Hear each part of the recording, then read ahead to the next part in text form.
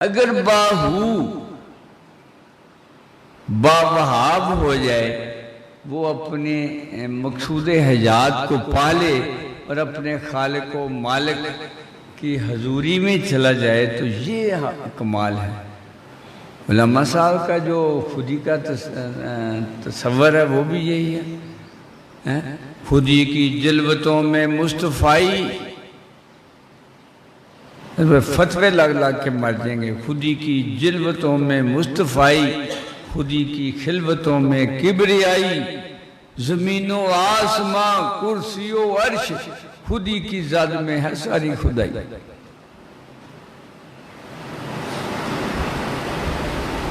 اپنی خودی سے پہچان و دہقان، اپنی خودی پہچان۔ یہ ایک انداز، حسین انداز تھا تبلیغ کا، کہ اس کو دوزخ و جنت سے ڈرانے کی بجائے اس کو اس کی حقیقت سے شناسائی بخش دو کہ تو کون ہے اللہ کے کارخانے کا۔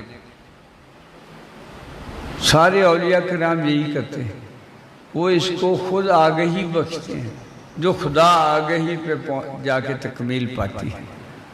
باقیوں کا سفر ہی نہیں ہے، یہ نہ ڈیسٹینیشن ہے نہ تصور ہے، وہ صرف کہتے ہیں اس کو دوزخ سے ڈراؤ، جنت کے لیے بہکاؤ۔ بہکاؤ کا لفظ زیادہ ٹھیک ہے۔